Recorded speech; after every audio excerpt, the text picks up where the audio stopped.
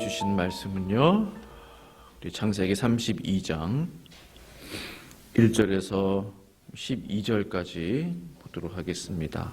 생명의 삶 토요일 본문으로 보도록 하겠습니다. 창세기 32장 1절에서 12절까지 말씀입니다.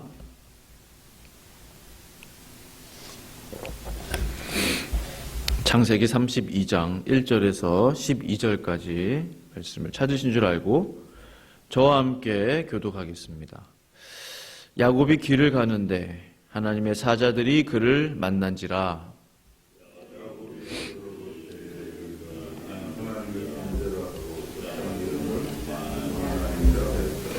야곱이 세일 땅 에돔들에 있는 형 에서에게로 자기보다 앞서 사자들을 보내며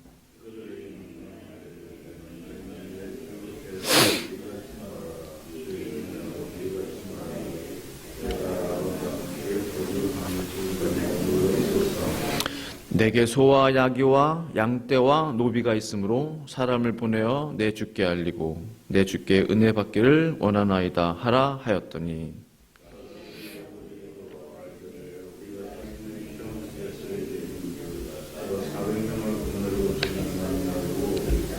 야곱이 심히 두렵고 답답하여 자기와 함께한 동행자와 양과 소와 낙타를 두 떼로 나누고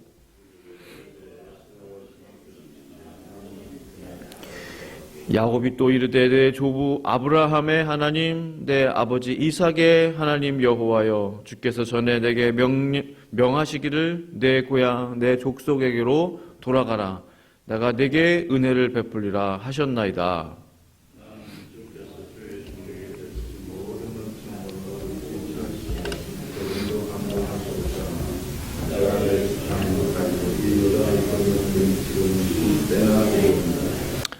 내가 주께 간구하오니 내 형의 손에서 에서의 손에서 나를 건져 내시옵소서. 내가 그를 두려워함은 그가 와서 나와 내 처자들을 칠까 겁이 나기 때문이니라. 주께서 말씀하시기를 내가 반드시 내게 은혜를 베풀어 내 씨로 바다에 셀 수 없는 모래와 같이 많게 하리라 하셨나이다. 아멘. 우리 지안 간밤에 편안히 잘 쉬셨습니까? 예. 정말로 점점 가을이 되는 것 같습니다. 깊어지는 가을 속에 깊으신 하나님을 우리 모두가 만나기를 간절히 바랍니다. 야곱이 삼촌 라반의 집에서 떠나 이제 고향 땅으로 돌아가는 그 여정의 그 시작, 출발을 기록하고 있는 내용이 바로 오늘 본문이 되겠습니다. 이제 야곱이 길을 가는데 그의 이제 아내들과 또 자식들을 이끌고 또 종들을 이끌고 또 양, 소, 염소, 낙타 그 규모를 한번 상상해 보세요. 어마어마한 그 큰 대가족이 많은 그 가축들을 이끌고 지금 이동하고 있는 겁니다. 얼마나 그 규모가 컸을까 짐작이 되는데요. 야곱이 길을 갔는데 하나님의 사자를 만났다라고 오늘 보면 1절에 기록하고 있습니다. 야곱이 먼저 원했던 게 아니고 하나님의 사자들이 그를 만나주신 거죠. 말씀을 보면 이 말씀을 통해 알 수 있는 것은 우리가 먼저 하나님을 구하고 찾고 그러기보다 먼저 하나님이 우리를 찾아와 주시는 하나님은 우리를 찾아와 주시는 만나 주시기 위해 먼저 오시는 그런 하나님이시다라는 것을 알 수가 있습니다. 야곱은 전혀 구하지 않았거든요. 하나님의 사자를. 하나님이 먼저 오신 것이죠. 그런데 말씀을 보니까 하나님의 군대가 왔어요. 마하나임이라 하였더라라고 했는데 이것이 의미하는 것은 무엇일까요? 하나님이 지금 야곱의 이 이동 가운데 고향 땅으로 돌아가는 이 여정 가운데 내가 함께하고 있다. 근데 왜 군대를 보내셨을까요? 그 정도로 하나님이 야곱을 지금 지켜주시고 계시다라는 것을 야곱이 깨달아 알 수 있도록 하기 위해서 하나님의 군대를 보내주셨다라는 것이죠. 3절 보니까 야곱이 세일 땅 에돔들에 있는 형 에서에게로 자기보다 앞서 사자들을 보내며라고 되어 있어요.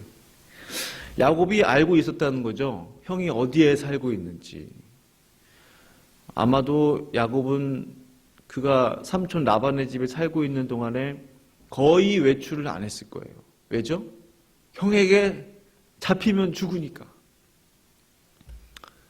여행이나 제대로 한번 해봤겠습니까? 그냥 고향에만, 고향이 아니라 삼촌 라반의 집에만 이렇게 묶여서.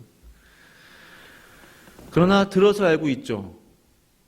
예, 형 에서가 세일 땅 에돔 들판 어딘가에 살고 있다더라. 그러나 한 번도 찾아가지는 않았습니다. 알고는 있었기 때문에 사자들을 앞서서 보냈어요. 이것이 의미하는 게 무엇일까요? 에서의 그 심기를 한번 살펴보고자 했던 거죠. 형이 지금 어떤 마음인가. 바로 그냥 만나면 무슨 봉변을 당할지 모르기 때문에 종들을 한번 보내본 거예요. 근데 그 종들도 사실은 위험을 무릅쓰고 지금 가고 있는 거죠. 사자들을 이제 세일 땅 에돔들로 보내게 됩니다. 그리고 이제 메시지를 하나 남기죠. 그 메시지가 뭐예요? 에서를 만나면 이 말을 전해라. 내가 라반과 함께 거류하며 지금까지 머물러 있었다. 이게 중요한 거예요. 어디 내가 막 돌아다니고 이게 아니고 마치 형님 저 지금까지 삼촌 라반의 집에서 있었습니다. 마치 아무 일도 없었냐는 듯이 그냥 이렇게 삼촌 라반과 함께 거류하며 지금까지 머물러 있었다라는 얘기를 전해라. 뭔가 좀 이렇게 형 에서의 심기를 건들지 않으려 하는 그런 시도가 있는 거죠. 그리고 이어서 하는 말이 내게 소와 나귀와 양떼와 노비가 있으므로 이게 뭐예요? 저는 부자가 됐습니다. 라는 거잖아요. 저에게는 이 정도로 소, 나귀, 양떼, 노비가 있다라고 자기 입으로 얘기할 정도면 뭐 조금 있고 뭐 몇십 마리 있는데 있다고 말하겠어요? 저는 그 정도로 부자가 됐습니다. 선물이 많습니다. 형님께 드릴 선물이 많습니다라는 것을 은연중히 이야기해 주는 거예요. 그 메시지를 이제 남기는 거죠. 그리고 마지막에 내 주께 은혜 받기를 원하나이다 하라. 형님께 뭐 사죄드립니다. 잘못했습니다. 저의 지난 과거를 용서해 주세요. 이런 말 없어요. 그냥 마치 아무 일도 없었냐듯이 그냥 가서 형을 만나면 지금까지 라반의 집에 있었습니다. 저는 부자가 됐습니다. 은혜 받기를 원합니다. 뭔가 중요한 게 빠졌죠. 과거를 청산해야 되는데 그게 전혀 없었어요.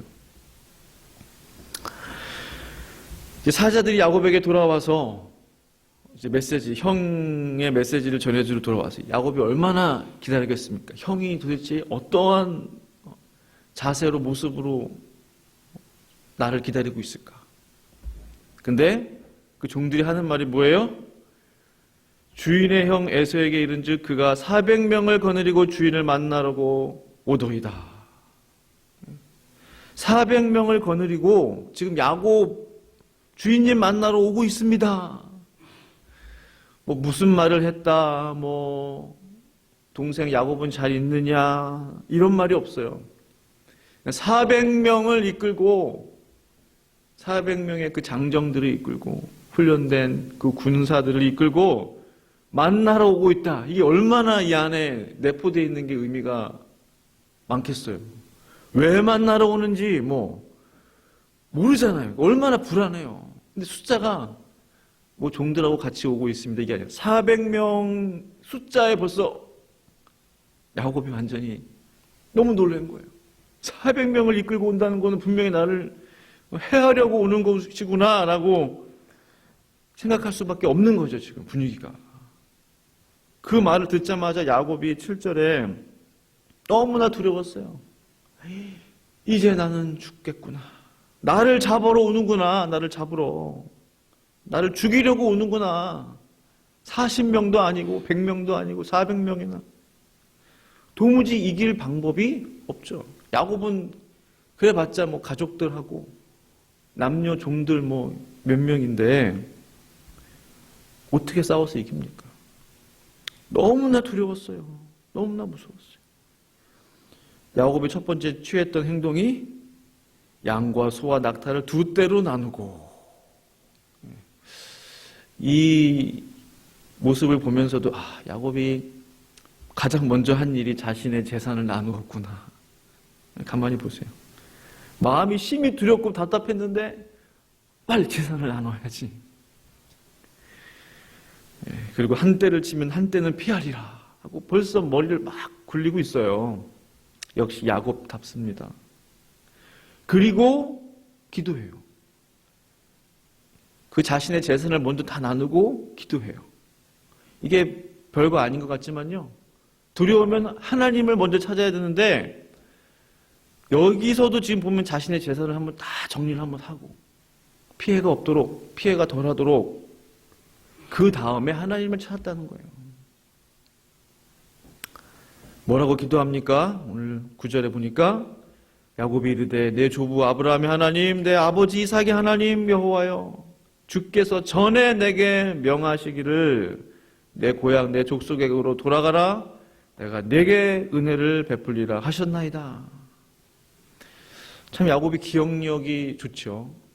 얼마나 이 내용을 하나님께서 그 베델에서 주셨던 그 말씀을 얼마나 과거에 20년 이상 살면서 생각했는지 모르지만 갑자기 이 말씀이 떠올랐던 것처럼 하나님, 주께서 전에 저에게 명령하셨던 그 말씀, 내 고향 내 족속에게로 돌아가라. 이건 죽지 않고 산다는 거잖아요.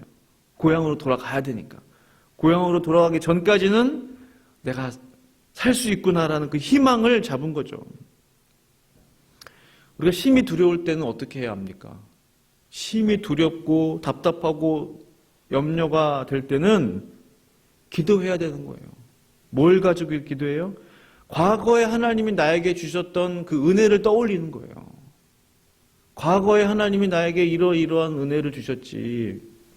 거기서부터 다시 그 출발을 하는 거예요.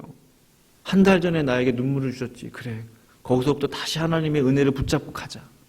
2달 전에. 그 기간이 뒤로 멀면 멀수록 죄송하지만 은혜가 별로 없는 분이세요. 어제 하나님이 나에게 말씀하셨지. 이게 돼야 되는 거예요. 지난주에 하나님이 나에게 은혜 주셨지. 그 은혜가 가까워야 되는 거예요. 은혜가 계속 쌓이듯이. 언제였더라? 언제인지 모르는데 뭐 1년 전쯤인가 언젠가 하나님이 나에게 잠깐 은혜 주셨다 눈물 찔끔 나고 이러면 곤란하다는 거예요. 하나님 은혜가 매일매일, 우리가 오늘 찬송 부르지 않았습니까? 매일매일 주께 나아가서 주께 은혜를 받는다는 찬양을 불렀잖아요. 매일 주님 앞에 나아갑니다. 매일 주님 앞에 나아갑니다. 야곱은 과거에 수십 년 전에 하나님이 나에게 주셨던 그 은혜, 고향 땅으로 갈 수 있다고 말씀해 주셨나이다 라고 기도하고 있는 거예요. 그래도 야곱이 이것을 잡았다는 게, 붙잡았다는 게 은혜인 거죠. 은혜인 거죠. 20년 전 말씀인데 그걸 잡은 거예요. 그 10절 보니까 야곱이 이제 갑자기 겸손해져요.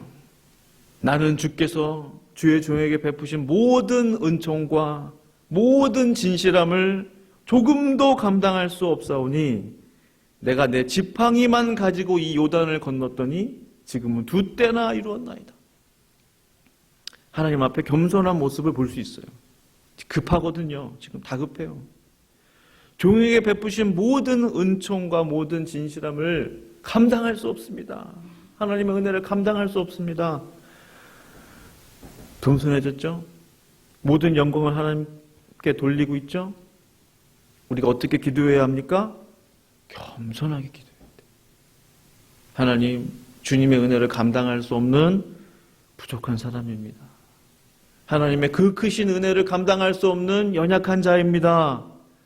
라고 겸손의 기도를 할 수 있어야 된다는 거죠. 지금 야곱이 그렇게 기도하고 있는 거예요. 겸손히. 그리고 어떻게 기도했습니까? 11절에 보니까 내가 주께 간구하오니, 제대로 된 기도를 한다, 이제 그런 의미로 다가올 수 있어요. 주께 간구합니다 라고 했잖아요. 내 형의 손에서, 에서의 손에서 나를 건져내시옵소서. 그를 두려워함은 그가 와서 나와 내 처자들을 칠까 겁이 나기 때문이니이다.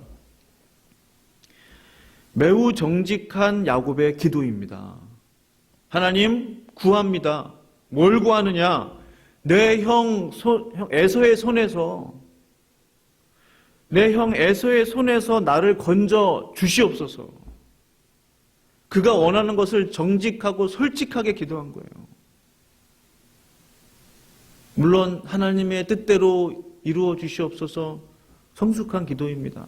때로는 정말 내가 마음 가운데 원하는, 정말 원하는 것을 기도할 수 있어야 된다는 거예요. 하나님 앞에. 그가 정말 이 기도를 하나님 앞에 정확하게 드리고 있는 거죠. 나를 건져달라. 살려주십시오. 형 에서의 칼에서 나를 구원해 주십시오. 제가 두렵습니다. 그의 감정을 정직하게 고백했어요. 하나님, 저를 도와주십시오. 힘듭니다. 저를 건져 주십시오. 어렵습니다. 하나님, 저를 지금 이 문제에서부터 구원해 주십시오. 겁이 납니다.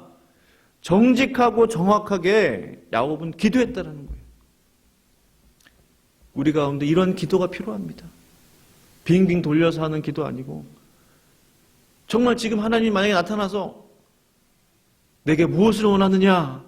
그럼 딱 정직하게 나올 수 있는 그 기도. 하나님이 그 기도를 듣기를 원하신다는 사실이에요. 마지막 12절. 야곱이 중요한 사실을 알고 있었어요. 한 번 더. 간구하고, 하나님 나를 구해 주십시오.